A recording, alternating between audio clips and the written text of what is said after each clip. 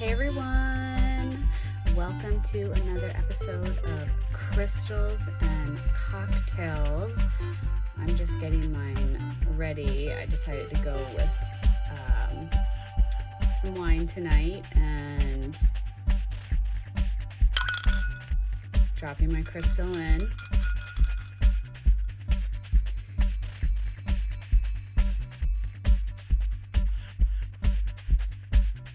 And tonight with me, we have the founder of Corazon Crystals. There he is. Hello. John Murphy. How are you? Hello. How are you tonight? Oh, you know what? I know we were texting earlier and we should kind of talk about the adventure that you've been on in the last week. I had my own adventure today. It was kind of fucking crazy. I woke up and I literally couldn't move my neck. Oh my God. And I was feeling helpless. I'm here taking care of my elderly parents, as you know, Right, and yeah. I was laying there for like 20 minutes trying to get up because I can't move the right side of my body very well. And I was laying there, I was like, oh my God, I'm like that commercial from the 80s, like the I've fallen, I can't get up commercial. And I was like, am I going to have to call my elderly parents in here to help me sit up in bed? I was like, what is happening right now? So I ended up going to the chiropractor, and I will definitely be taking some muscle relaxers after we get off the phone tonight, but I need to keep my wits about me right now. Yes. Yes. Oh my goodness. Well, I'm glad you're feeling better. I am. I'm feeling much better. Are you able to do like full like swivel kind of things yet, or no? It's just a forward motion. The left side's okay. The right side is not no-go. Cool. It's a no-go. That's so horrible when that happens. Did you sleep wrong, do you think, or?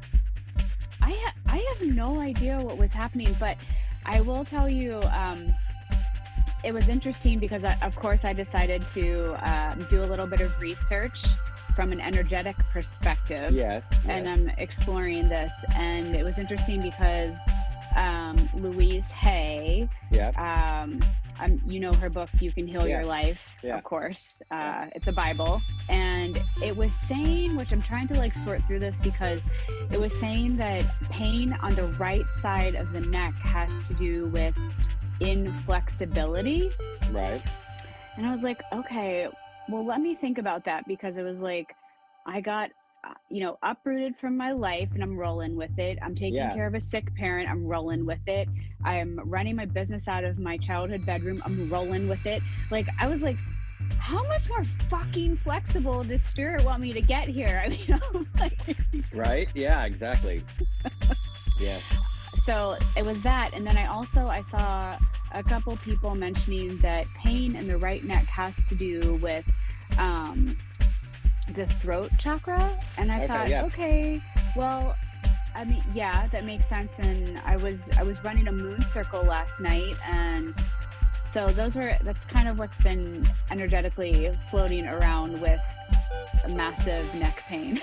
Right. You know, if we were in a private session, we could go into this a little deeper, but we'll let it go for now and take it up later. We could so go in there. So this week we had is it derecho or derecho, Dennis? Derecho means right in Spanish. Right, but it's the name of the storm is spelled, it's derecho. Yeah, it's derecho. Yes, then okay. Derecho. Anyway, so it's the derecho type of storm, and thank you very much. I appreciate that. Dennis should be coming around here with some sage here shortly. Good. But we had straight line winds that were 70 to 80 miles an hour. It's like basically a widespread tornado as opposed to a like tornado that's kind of like has a central funnel. So it basically covers more ground space. So it was very kind of freaky. But anyway, there were 230,000 people in the city without power. So it was the largest power outage in Nashville history. So it was at one time anyway. So anyway, it was kind of crazy. So we got power back today at we did a live sale on Wednesday night. We did a UV reactive live sale, so we were completely in the dark. So that was fun. That's amazing. Yeah, it was awesome. We did Mangano calcite and some lapis lazuli and a bunch of other things. So it was really good. And we did, and then anyway, so power came back today at 12:45. So it was very exciting. So I got to like kind of, do something with my hair and, everything. I felt human again. So it was good. So it's been, you were without power for 6 days. Almost 6 days. Yeah. 4 hours short of 6 days. Yeah. Oh my God. So what's, again, we could so go into this in a session if it was just you and me, but what on the, let's unpack some of that layer cake of what was going on. It forced me to go through every refrigerator and freezer that we have. So that was one of those things that, nobody ever wants to, Dennis. Oh my goodness. Dennis. Hello. So the quarantine, I mean, has really it's the whole thing is the process of all of this has really allowed me to like kind of purge a lot of things, and we are teaching shaman school, and we're in the east, we're on our way to the east right now. We're still in the north in Hummingbird, and so I feel like some of this is like an intensely like long period of purging. And so the whole power thing, though, I think was really to kind of it helps put things in perspective. Let's just say that, like the necessity of things. Like, I think, just how much we take things for granted, like doing a load of laundry, just having a refrigerator, a blow dryer, just little things that you're like, oh, and even like with, like a storm that comes in and, it's like, oh, your power's off for 2 hours. And, it kind of, it doesn't seem like that big of a deal, but when, you're literally like, we have a generator that like was running like with 2 plugs on it. And we were like, we had extension cords like drug through the house. Like it was like just, I tripped like, multiple times a day. So it was interesting anyway, but it's all good now. Everything's, we're all past it. What are we going to do? You were living like it was the 18th century. We were with Netflix though. We watched the new Hollywood show this series on Netflix. Yeah. Did you see it yet? No, is it good? Oh yes, it's very good. You're gonna costumes. Love it. Yes, I'm telling you, Patti LuPone is my hero. It looks very stylized. I'm sure I would like it. It was very glamorous. Yes, absolutely. John Murphy, are you wearing one earbud? Because you look like you have like one earring on. No, I'm wearing one earbud because I talked to your boyfriend. Texted me before the live tonight and told me that for better sound quality that I should wear at least one earbud because it had better sound quality for the listener, and I wasn't aware of that. So I'm trying out. So I have an accessory tonight.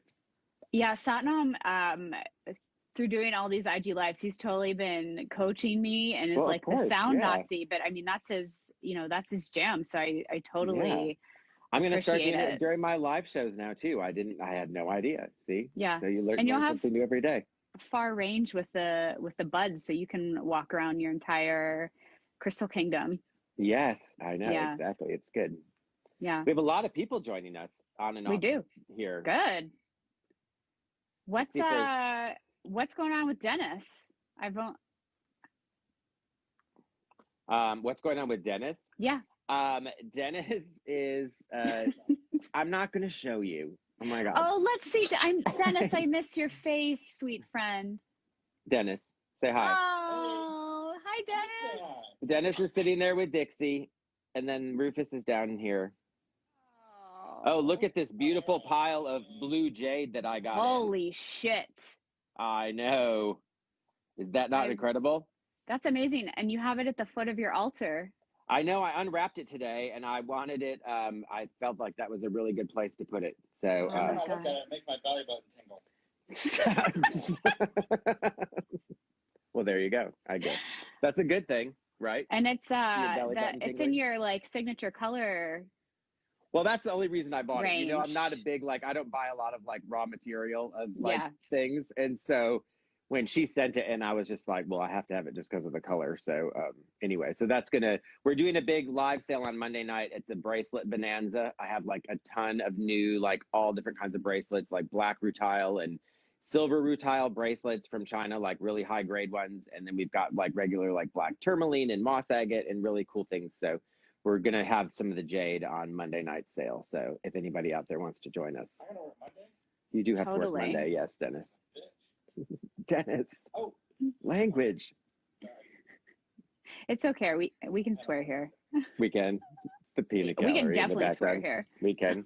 Oh, by the way, I have red jasper in my beverage this evening. It has some blood orange in it. Red jasper is good for detoxifying your liver and your circulatory and bloodstream. So there you go. You detox your liver as you drink. I really like how you work, John Murphy. Right? See, there you have it. Perfect. Kill two birds with one stone. It's like when I used to drink a lot of vodka cranberries when people would get like kidney infection, and I'd be like, oh, just drink vodka cranberry. The cranberry juice would kill your kidney infection. Anyway, You're a wise sage. Yes, I do. Oh goodness. So, how is Pennsylvania? PA is good. The weather's super weird. It's snowing here today. Oh, okay. Well, that's interesting. I mean, everything's blooming here, and I looked out the window and there was snow coming down. So, and apparently there's some Mother's Day storm coming. Oh. I'm just, There you have it. When are you flying back to Los Angeles? Do you know I yet? have no fucking clue. No idea yet. Well, uncertainty. Satnam asks me that question every day, and I'm like, Does he I don't ask know. you? I would imagine he does. I mean, do you want to get on a plane right now? I don't know. I mean, I think if anything, it would be actually probably a really good time to fly. Did you see Tony from our, who I saw it on Facebook from Shaman School? He flew yesterday to Tampa for like work or something. And he was literally one of 3 people on the airplane. He said, I mean, it's actually probably a really good time to fly because there's nobody else there. And I mean, you're kind of like flying private. Yes, totally. With a huge plane. I mean, could you imagine if they didn't have those annoying armrests? You could totally sprawl out. It's awesome. Yeah, I still have to keep my mom in mind because I'm still here helping my parents. But yeah, I'm for Corona and for also helping my mom. I'm not ready. Yeah, I'm not ready to fly yet. And LA's still shut down. I know. The Crystal Cave there, we aren't allowed to open. Yeah, exactly. Yeah. Yes, that's good. So I'm just gonna. And it's Mother's Day this weekend, so you get to be at home for Mother's Day. So that's totally awesome. Yes. Yeah, that's good. Are businesses open there? No. Yeah. No. Okay. They said they're gonna open the yellow zone next week sometime. Okay. So I don't know. What did Satnam say, that I can lift the armrest? Yeah. Yes, I know.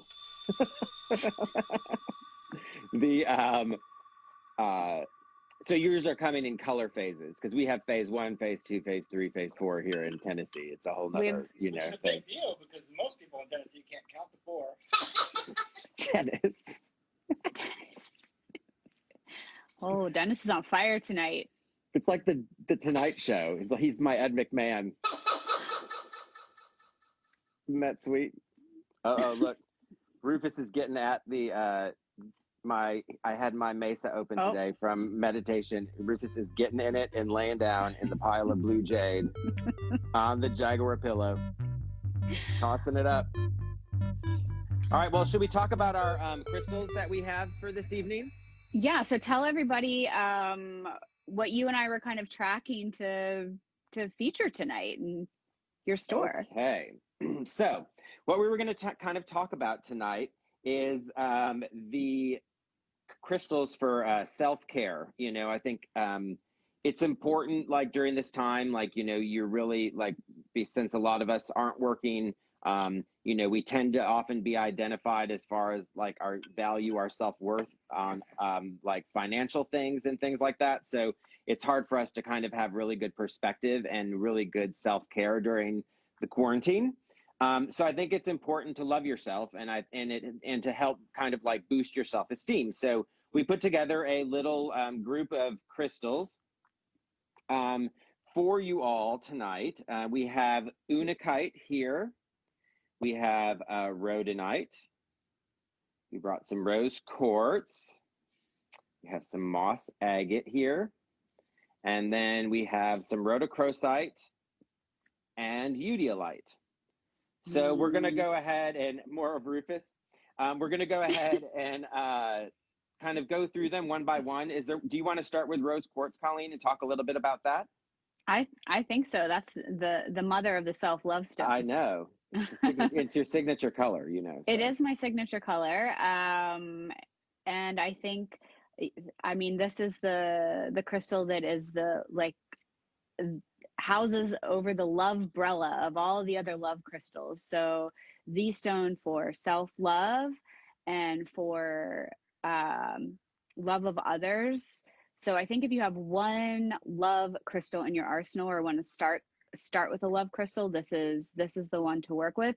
It also, I know Mother's Day is only a few days away, but if you're looking to get your mom an untraditional item, giving her a rose quartz could be really nice. And also, I'm actually drinking my self-love tonight. I have a rose quartz in my wine, and rose quartz, as long as it is physically and energetically clean and polished, tumbled, it is 2000% safe to put into water or wine so that you can make your own gem water. So if that's also appealing to you, because all crystals cannot go into liquids, so you have to do your research there, but this one's 200% safe to do so. Yeah, so pretty. Love that. What, do you have anything to add, John Murphy? No, I mean, I think rose quartz is also great for during like trauma and crisis. So I think that's also, it's another one, you know, I think we had rose quartz even when we talked about like crystal to have during the quarantine, like around you, just because it's good for a crisis. So this kind of carries through. I mean, like you said, I would think it's one of the first, you know, 5 crystals that a person should buy for themselves would be rose quartz, you know, definitely. For sure. And it's a great gift crystal. It's kind of like an introductory crystal to the world of crystals, you know, for people. You can just, anything that represents love, and you can say that it's like, this is a totem of my love for you, and I want it to stand for the love for yourself, you know, and you give that to someone as a gift. Like that's something that they can carry with them every day, whether they believe all the metaphysical aspects or not, you know, so. Yeah. I think it's also very gentle. Because I think some, like when people are getting into crystals, some crystals, they're like, oh my God, that crystal's very loud or chatty. It kind of gives me a headache, or it's giving me tingles, or it's keeping me up at night. And I think that this crystal is exactly the opposite. Yes, I agree. It's a nice way to ease into working with crystals. Yep, absolutely. 100%. Okay, where are we going next? All right, let's go over here to eudialyte, because that's one that is not familiar to a lot of people. So we'll kind of go the complete opposite end of the spectrum here. So eudialyte is a Russian stone.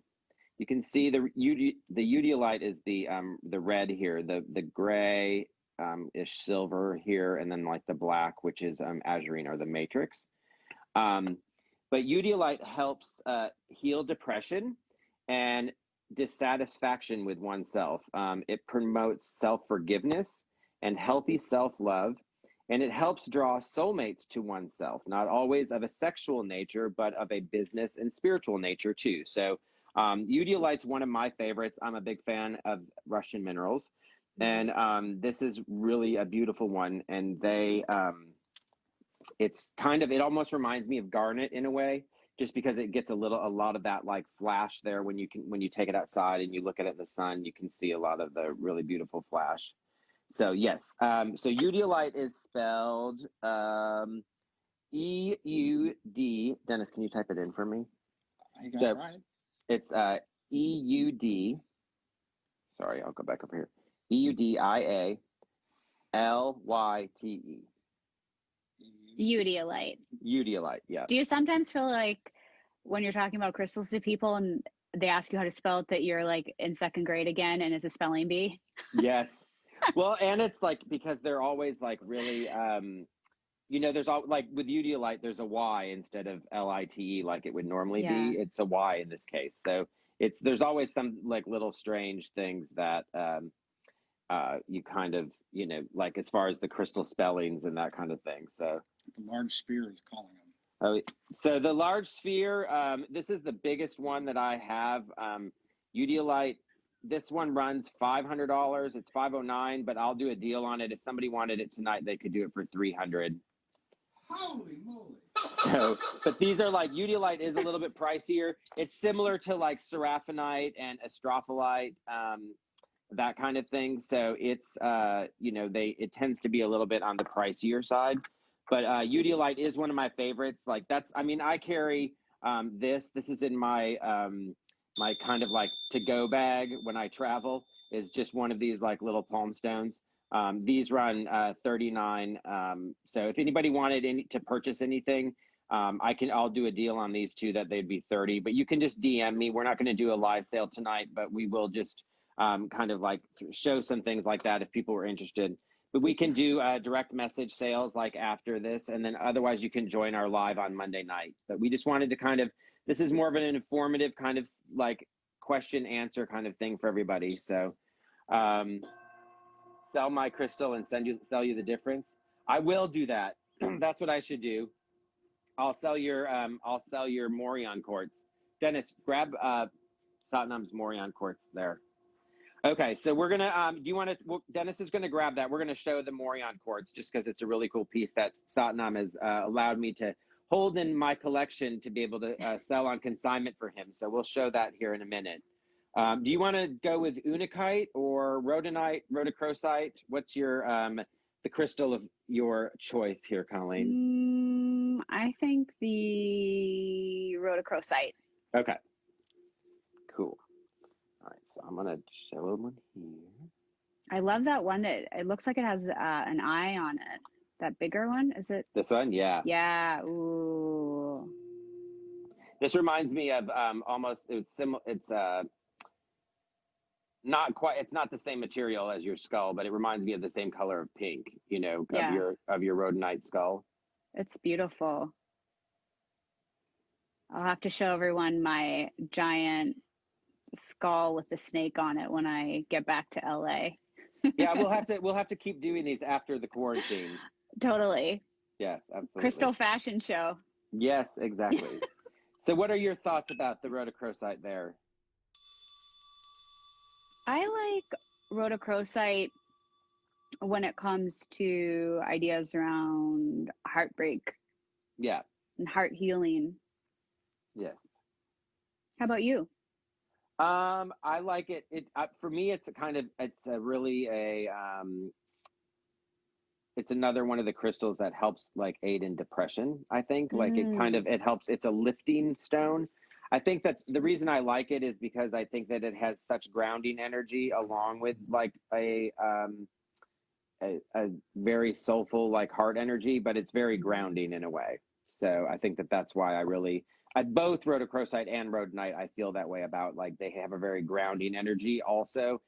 It's like basically it would be like combining like kind of like smoky quartz or black tourmaline with like rose quartz. Like that's kind of the energy it gives off to me. It's a very grounding, peaceful, loving energy. So that kind of like, I think because part of when you're experiencing depression or you're experiencing that like that self-doubt, that kind of thing, grounding is a very important feature to hold on to, to excuse me, to keep your feet on the ground and to not like let your head or your thoughts get away from you, Yeah. So, yeah, I like it.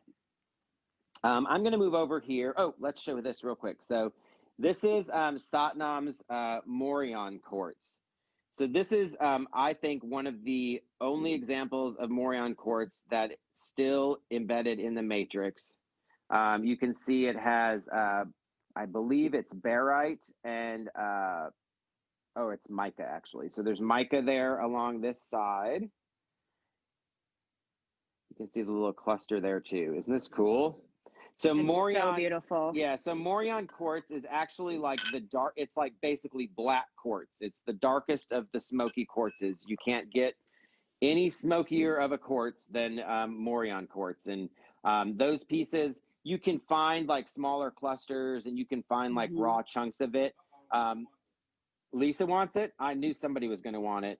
But this runs, for the Morion quartz, for an example like this, this is a beautiful display piece. It runs about $2,500. So this is one of our, like the big consignment pieces that we have here. It's kind of up in that like range of a Hoyt and, some of those other, when you get into some of the garnets and things like that, where they become, or even, when you get into some of those tourmalines, like watermelon tourmaline and things like that, those really, gem quality examples. So this is a beautiful, beautiful specimen. Again, this is called Morion quartz.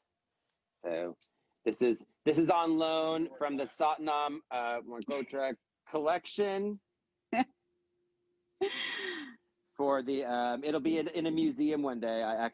It's that kind of a piece. So all Totally. right, You want to know what else? John Murphy Saddam had a suggestion for us. What's that? Because we were talking about that crystal earlier today, and he's like, you guys should do one of these lives. It's all penis shaped crystals or phalluses. And I was like, hey, that's a pretty good idea. I think we'd probably get a nice response from that. We could do that. We could totally actually remember the Oh, it did look exciting. Yes, absolutely. Yeah, that crystal, the Morion quartz, does look excited. Yes. Dennis is turned on. Yes, he is. I guess. Yeah. It sticks straight out of that rock. So on that note, let's talk about some moss agate. Let's do that. All right. So moss agate is a stone of new beginnings. I love like these DTs. The colors in moss agate also are really beautiful. It's, that similar like, blues and greens, things like that. It refreshes the soul and, my gosh. It refreshes the soul and allows you to see the good in all things around you. Ooh, is that a little? And explain to people what a DT is. That sounds technical and dirty, sir. Right after we started talking, right after we were talking about our Morion quartz being rock hard. A DT is a double terminated crystal. So it means it has 2 points. They're often, Dennis laughs every time I say it. So this sale on Monday night is going to be a lot of fun because we've got a lot of new DTs in. So it's going to be really interesting. So moss agate also helps to attract abundance and wealth, and it helps to improve your self-esteem. So this kind of goes to, the reason I brought this out is because it's kind of one of those crossover crystals. It kind of covers the topic of, your self-esteem, self-worth, self-value, but it really touches on the abundance aspect of it, which is something that I feel a lot of people during the quarantine and during this time are feeling the lack of, because, we as a society, really identify ourselves by our financial gain. And unfortunately, a lot of us be broke right now. And so we need some abundance crystals in our lives. Bringing it in. So moss agate is a really good one. So there you have it. Do you want to do rhodonite also? I can do rhodonite also. Okay. So for me, rhodochrosite and rhodonite, which we've gone over both of them tonight. So to me, these both feel like stones that you work with around heartbreak. And I think that this one in particular, it's especially like when there's some really like deep wounding. So if there's anybody out there that has ever dated a narcissist and you're really getting over like a fucking situation you were in with somebody, like you had a really toxic relationship, this is the crystal that you need to work with. It's like the deep clean, like super, super deep heart healing. That's how I work with it. How about you, John Murphy?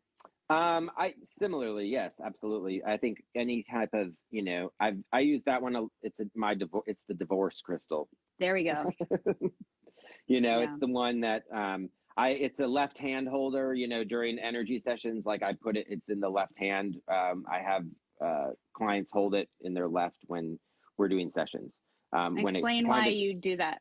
it kind of, so what I kind of try to do when I do energy work is try to create like a circuit, right? So you're kind of, to me, you know, the left is feminine, as a lot of us know. So you kind of like, the energy kind of enters through the left and kind of, for me, like exits through the right when I'm doing energy work, kind of creating that circuit for folks.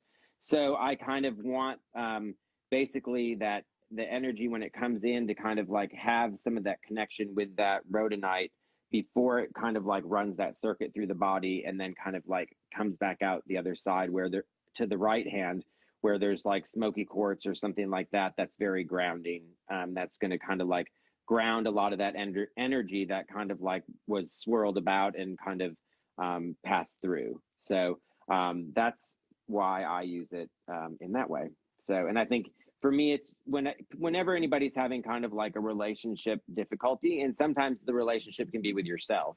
You know, I think that's why it's an important piece to have. Just the you know, anytime you have the, you know, because it's in addition to being a self-love stone, it's also a protection stone because it does a lot of times the matrix contains a lot of, you know, the black, and so a lot black stones are protection stones. So that's why I it tends to allow for a very safe environment to do your processing.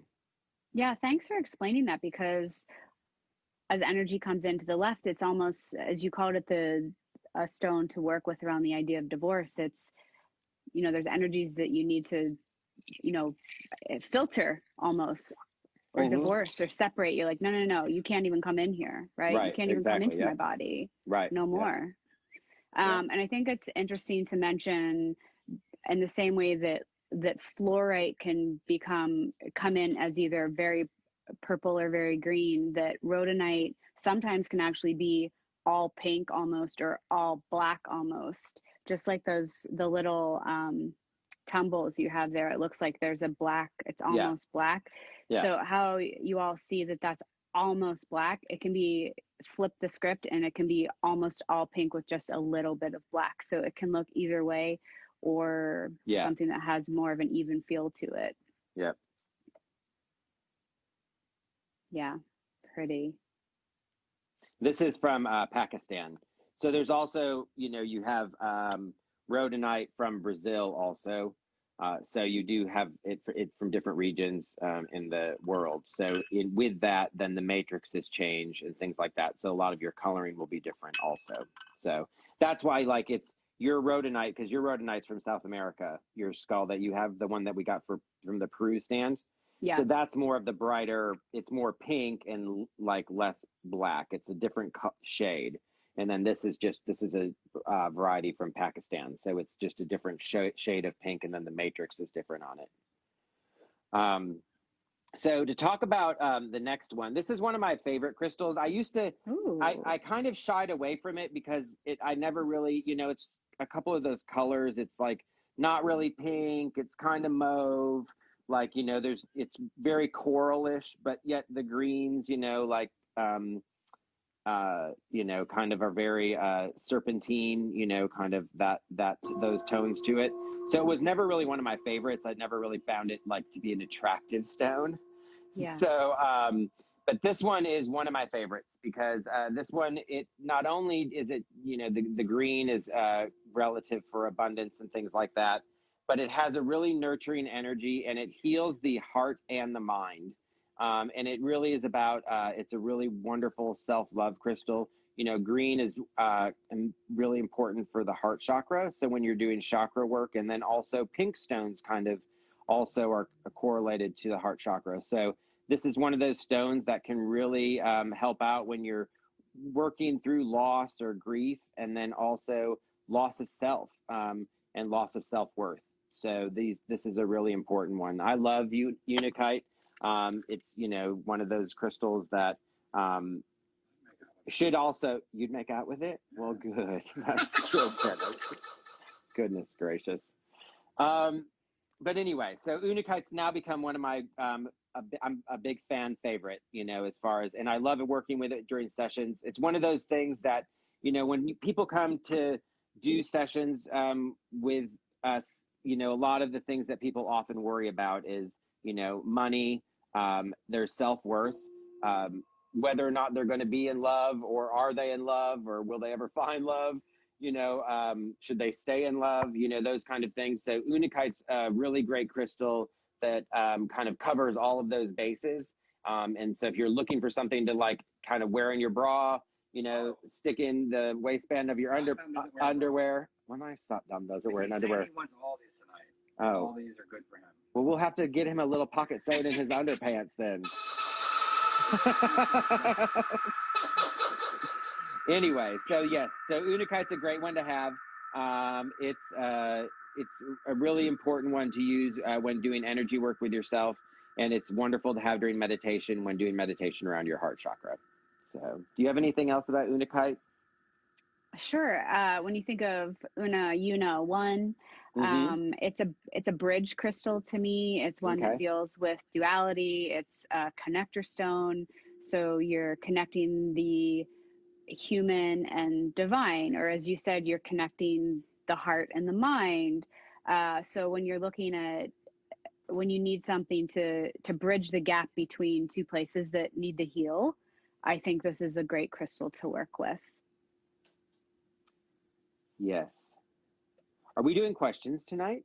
Of course we can do questions. Anybody that has questions, put it in the feed or in the little question box. And whether they're about crystals or about shamanism or shaman school or energy work, you can reach out. What the fuck is Dennis doing right now? No, Dennis, we're trying to be spiritual over here. I know. No, Satnam just said, "Oh my God, Dennis's laugh just literally made me spit out my scotch like in a movie." And then Too Many Megan says his laugh is the best, and Dennis laughed because everybody was talking about his laugh. So Dennis has the most infectious cackle I've ever heard. I love his laugh. It's something. Oh, now he's leaving. Okay, wait, no, he can't leave because Lisa Malinowski just said she needs more Dennis. I know. It's like more cowbell. Yeah, we need more. Dennis, we love all your saging and your musical interludes. Please don't go. Yeah, come back. He's walking around on the driveway now. Oh my goodness. Oh, is he man-pouting outside? Okay, he here might we go. Be Here we go. Yeah. Come back, Dennis.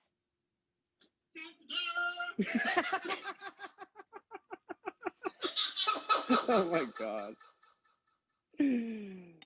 Oh shit. Well, there you have it.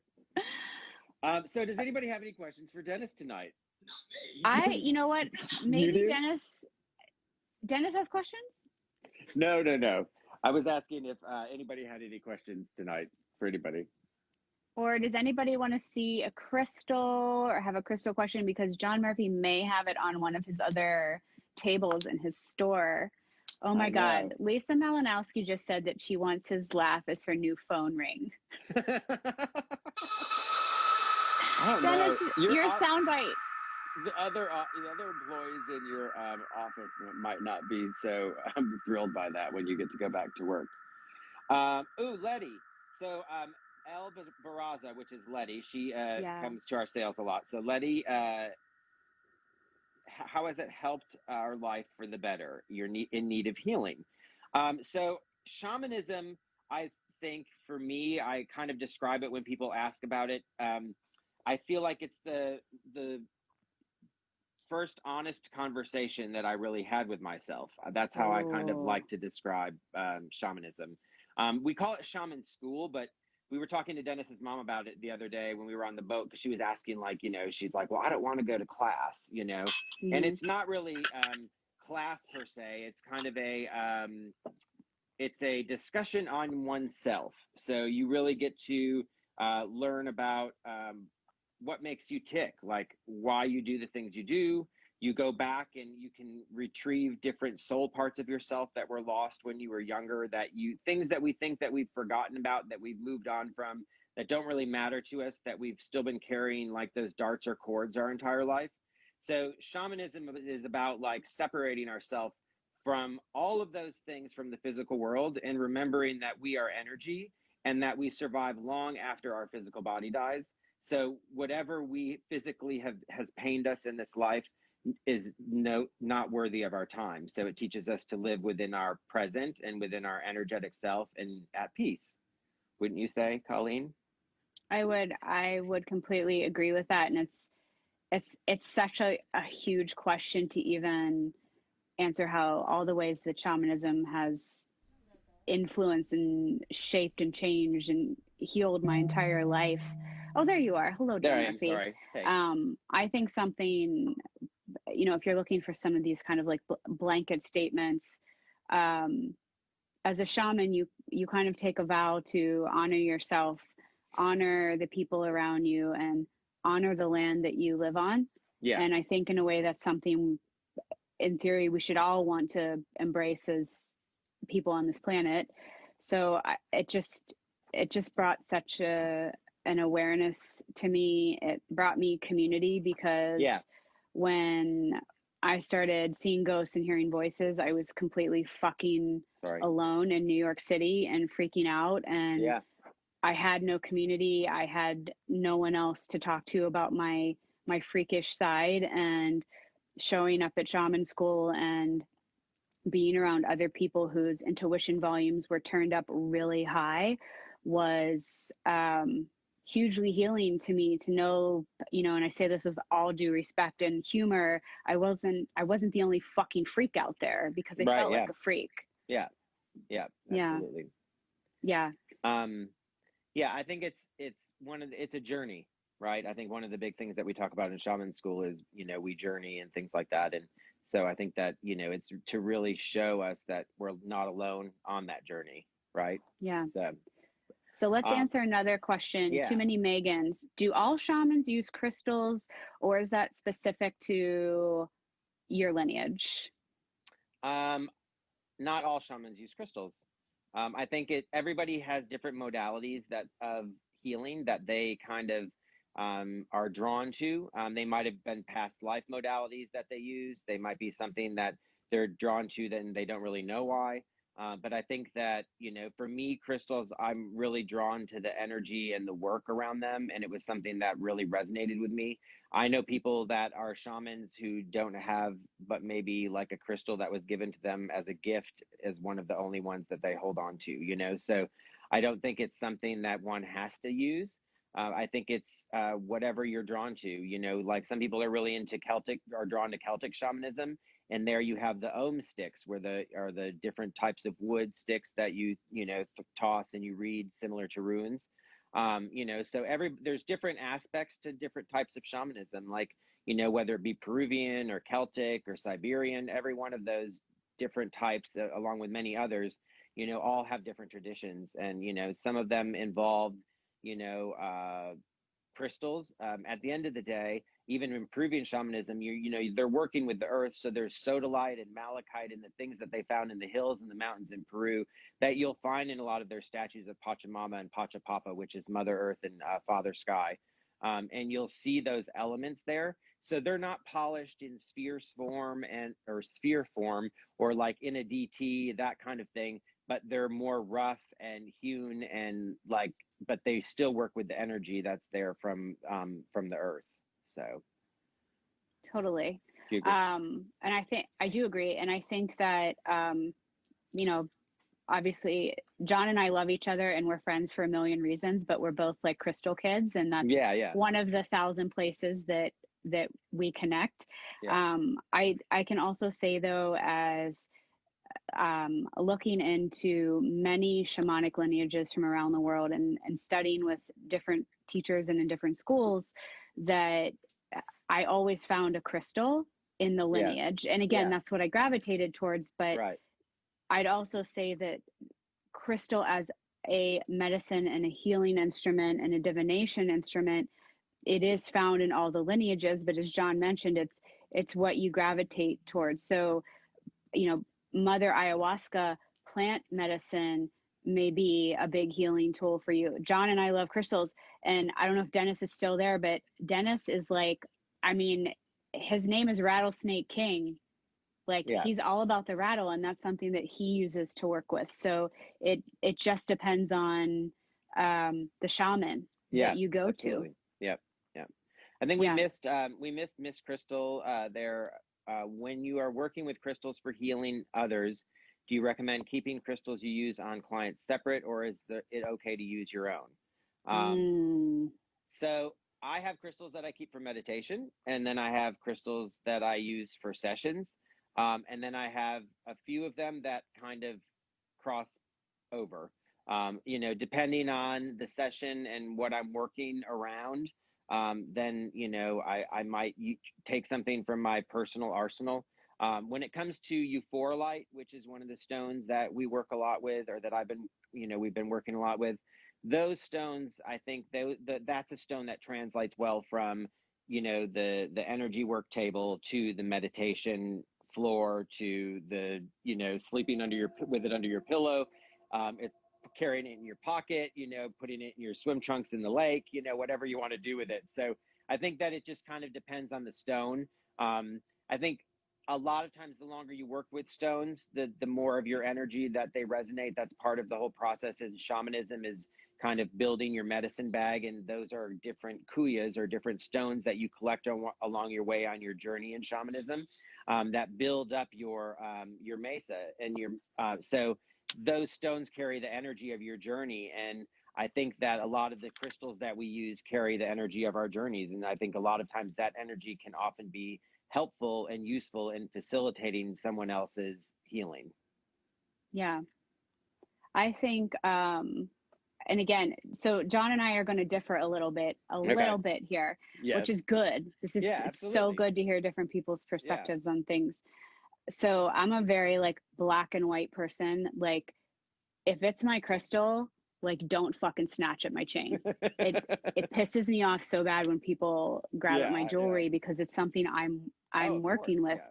Yeah. To me, it's very, it's like sharing mascara or a toothbrush. Yeah. Like Yeah. don't touch it. Yeah. All that being said, just like people, all crystals on the planet are here to have their own work or job in a Right. way. So, as John Murphy was talking about, which he also has one of these, this is very traditional in the Peruvian shamanic tradition. It's a medicine bag, and there's lots of stones in here that both of us have acquired through teachers, through rituals and ceremonies, through actually energizing the stones. And so for me, stones that find their way into a shaman's medicine bag, these are considered community stones, and like little ancient computers, where the more they actually work with different people, the shamans whose stones they are, and then all the clients, it's actually jazzing them up and energizing them. And I think what's for me, and John, I want you to weigh in here too. So like there's, and this happens every time I have a crystal in my medicine bag that, for me, I was dealing with a lot of heartbreak when I was Yeah. energizing the stone. And Right. so when I have clients come and I open my medicine bag and I'm like, okay, pick a crystal and we're going to start to work today. And somebody says, oh, I just like went through this heartbreak. I broke up with somebody, or, I don't feel good about myself, or whatever it is. They always go after the heartbreak crystal that I Yeah. have in my Yeah. mesa. So it's Yeah. like, you're teaching your medicine as a shaman is on that crystal, and you're passing it on to somebody else that needs it. Do you Right. find that happens for you? Yeah, absolutely. Like I have a victim crystal in my bag, Okay. and people people always get the victim crystal.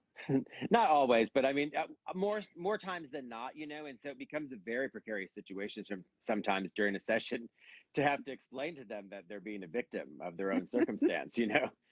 So I have to be very careful. I don't always tell everybody, because some people aren't ready to hear it. So, Truth. Mm-hmm. as we know, like, part of shamanism is, being able to keep this secret from everyone, including yourself, so those downloads that we get from spirit, it's about like really filtering those. And sometimes the people that are sitting in front of us in session, that session may not be ready to hear it. I mean, the people are like, oh, tell me the hard truth. I need to know it. And I'm like, no, you're going to go home and like kill yourself. I'm not telling you that. you know, like, and they'll come back like 6 months later and they'll come full circle, and, you know, and then they'll be Yeah. like, you know, I was thinking about it, and, you know, and they end up touching on it themselves in due time. And we prepare ourselves for what we need to hear. And I think that it's important when you're working or doing energy work with anyone to really listen to spirit. Like, just because you hear it doesn't mean you need to say it, right? You know, it's like, you know, not it. We don't always have to be heard, you know. Except So for Dennis. except for Dennis, yes, and his singing bowl. Yeah, I think, and When you get sometimes back that to can, LA, you'll have Satnam on your end, and I'll have Dennis on my end, and they're not going. People aren't going to know whether they're in a sound bath or they're in a crystal chat. I think this is going to be amazing. It is absolutely. I think, you know, sometimes it's hard to talk from from a healer's perspective that Yeah, you see for this other person. That's part of your job. yeah, And to have the discernment of actually checking in with spirit and saying, what part of this message do I actually speak? What is this person ready to hear? Because you may see this person, you're like, oh my God, I see all these great things they're going to do, and they're going to go yeah. here and learn this and whatever. And they're not ready for the whole Right, enchilada. right. Yeah, yeah, Yeah. absolutely. And I think sometimes, you know, people, you know, especially when you get into doing like, you know, helping people go back and like do soul part retrieval and things like that, when they really go back and find those parts of themselves that were lost during trauma or tragedy, you know, that kind of thing. I think it's, you know, people aren't ready to like get all those back at once. You know, I mean, those are like, Mm. that's some slow moving medicine there, you know, that people have to like really take their time and really come into it, like, you know, step by step. And, you know, and if you try to rush something like that, it's not always the best medicine, you know. Yeah. So, Miss Crystals asks us, so this is one we can answer. She said, thank yes. you, so helpful. How do you recommend finding a shamanic lineage or school to work with? So John and I are both teachers at Pampa Messiah Shaman School. That is one place. The Four Winds. If you want to DM me, I will be happy to email you a short list of different shaman schools that you can check out. There's that method. And then also, I think sometimes you're not ready for formal school right away. I know I worked with a teacher once a week for 3 years before I ever even attempted school. And again, that was just my journey. However, John offers sessions. I offer sessions and mentorship. So if you feel called to a certain lineage or called to a certain teacher, even that's a great place to start, and at Yeah. least just start with a session or start to explore that lineage before you fully commit. It's like dating. Yeah, it is. Yeah. I mean, and two, I think that, you know, that because of the different types of shamanism, you know, I mean, for me, when you know, like when I was introduced, you know, I wasn't aware of all the different, you know, kind of varieties of shamanism, right? So, you know, Peruvian shamanism for me became my first outlet into something that I knew was a part of me for many lives ago, right? So, but now I've like found that infuse a lot of the Celtic tradition of shamanism into my work also. So it kind of, you know, cross pollinated there a little bit, you know, as far as the different styles of shamanism, you know, because you know, the Celtic shamanism, you know, were the beginnings of the Druidism. So you work with, you know, like Beltane and all the different, you know, like seasons of the year and all the different cycles of the moon and, you know, and all that kind of stuff. So it's, you know, it all depends on like where you find yourself, you know, like what are you the most drawn to.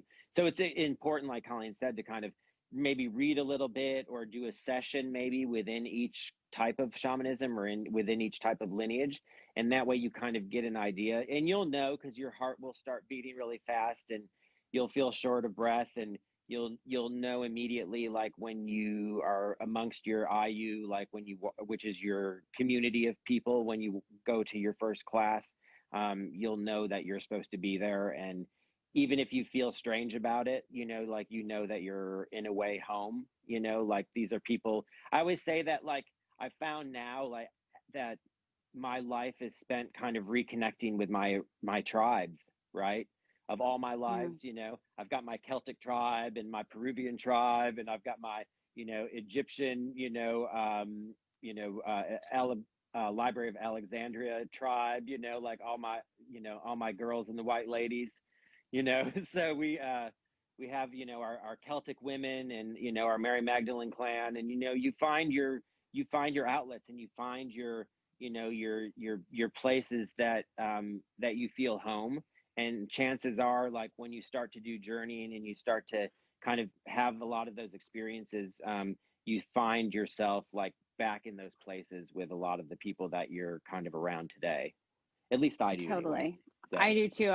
Sometimes I look other shamans in the eye, and I'm like, I know that person, like through time and space. I know that person. Yeah, absolutely. Yeah. Without a shadow of a doubt. And, I think, John, you bring up a really good point to mention to people that, yes, the most popular traditions being of a Native American or Peruvian background. Yeah, however, absolutely. There are shamans all over the world. There are Celtic and Norse shamans, there's Hawaiian shamans, West African shamans, Korean shamans. I mean, they're just, it's a shaman. And again, you ask 1,000 shamans what shamanism is, you're going to get 1,000 different answers, yeah, but absolutely. it's an earth-based practice. And so people in that area of this planet are working with earth-based healing, and they're going to traditionally use what they have in their environment. And again, it's, why are you attracted to certain lineages? I would say it's like, okay, well, I probably lived there in a past life, and on some level, my body remembers that as a truth. Absolutely. Yeah. And I think, Miss Crystal says you guys definitely feel like my tribe. And I think it's the way we all find one another, right? I mean, even if it's through a crystal sale that you come in contact with Dennis and I that led to Colleen and, those kind of things, like that's how we find our lineage. That's how we find our tribe. It's through happenstance and circumstance, the way we find one another again. And I have friends, which is really cool, that like I was friends with like 20 years ago. And then I didn't see them for like 15 years. And then we like reconnected in the past like 2 years. And I'm like, so what have you been up to? And they're like, oh my God, I've been going to see this shaman. It's the coolest thing. And I'm like, oh, really? I'm a shaman now. And they're like, oh my God. So it's like, we were always on the same path, but we didn't know it 20 years ago because we were too busy, with our glow sticks, boy shorts, and, other paraphernalia. Lady, you're telling all your secrets. I know. It was another day. Speaking of finding your tribe, yes. IG is going to kick us off in like a minute. Okay. If you could tell people how to find you, I would really appreciate that. Yes. So Corazon_crystals. If you want to send me a DM, or my email address is john@corazonecreative.co, not .com. But I'll be more than happy to help you all, like as far as any crystal needs you might have. I can do private FaceTime appointments, all of those kind of things, and kind of walk you around the shop and talk about what you're going through and what you might need. So there you go. Perfect. Well, did he yell bye or hi? He did. He yelled bye. All of it? Okay. Well, I love you, John Murphy, and we love you too. I love Dennis and your dogs. Love you, and thank you, friend. Yeah, and can't wait to see everybody on our next live. And please follow John because he has all these great IG lives. And if you want to catch Dennis's laugh a little bit more, Dennis is totally present at the live. But John is someone that I trust to buy my crystals from. And I know I get asked that question a lot. So I want other people to have the same resources that I do, and to know that their crystals are coming from someone with a huge heart and a lot of integrity. So thank you, honey. I appreciate that. That means a lot. I love you guys. I'll talk to you soon. Love you too. Bye, everybody. Okay. Bye. Bye.